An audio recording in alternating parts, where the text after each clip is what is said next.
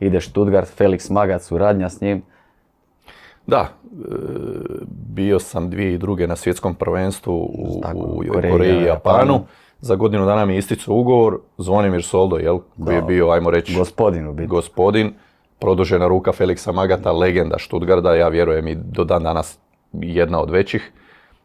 Me je pitao, da ga je već Felix pitao za mene, meni je ugovor isticao u Leverkusenu, Leverkusen htio produžiti, ali kako ti se desi u nogometu, 2002. igramo finale Lige prvaka, sljedeću sezonu smo skoro ispali sa Leverkusenom u zadnjem kolu protiv Nürnberga. Nürnberga. Se baterija ispraznila praktički. Otišli su ti 1-2 igrača i ništa nas nije išlo. Kako nas je išlo godinu prije, drugu ništa nas nije išlo, tako da mi je tu isticao ugovor. Oni su mi nudili novi ugovor, ali onda Stuttgart je završio drugi ili treći i išao u Ligu prvaka. Nije se onda gledalo moć ugovora ili novca, nego si gledao da napraviš uspjeh, jel tako? Igrao sam u Leverkusenu Ligu prvaka. Bitan ti je bila kvaliteta igranja i rang, jasno. Naravno, i onda kako je to bilo kad ti ističe ugovor 6 mjeseci prije, možeš već razgovarati s nekima, već sam se ja dogovorio u 2., 3. mjesecu da ću doći tamo. I kažem, još je Soldo tu dao svoj doprinos isto, bio sam sa trenerom Magathom jedanput prije pričao i eto, i onda sam otišao tamo kod njega, on je bio 2 godine, pa je otišao poslije u Bayern München. Šta reći o njemu, jedan trener starog kova, što se ono kaže ruskog kova, znači maksimalno ubijanje. Mislio sam da sam u Osijeku sa Đuričićem, trenerom Milanom, prošao dosta, ali ovo je puta 5. Da, tako da je bilo ubijanje, ali opet mora čovjek biti iskren i pošten, pogotovo nakon karijere. Naravno da nama igračima uvijek smeta kad te neko gazi i trči, i to je uvijek bilo i bit će tako. Ali opet mora čovjek biti iskren i pošten.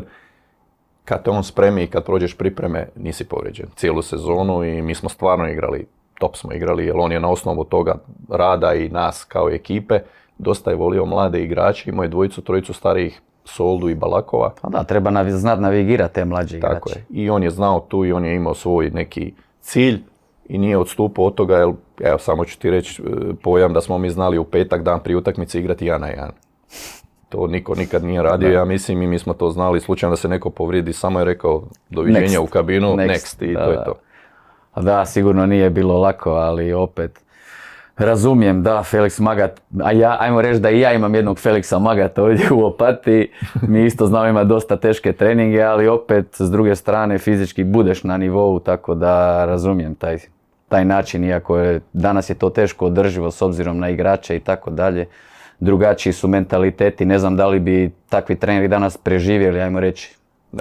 Ne bi, sigurno ne bi, jer igrači su danas malo, karakter je to drugačiji igrača, a prije ako si imao neki problem, odeš kod trenera, popričaš s njim, on ti kaže šta kako je danas igrač, ako ima neki problem, bilo kakav, čak i onaj najmanje sitniji, ako ga je neko i pogledao kako on misli da ga ne smije gledat, odmah je zove poslije treninga ili utakmice agenta, nisam igrao, trener me ne voli, pa agent mora zvati sportskog direktora, tako da prije to se rješavalo direktno i na kraju prije, ja vjerujem, znam iz osobnog iskustva, sve to bilo malo i poštenije.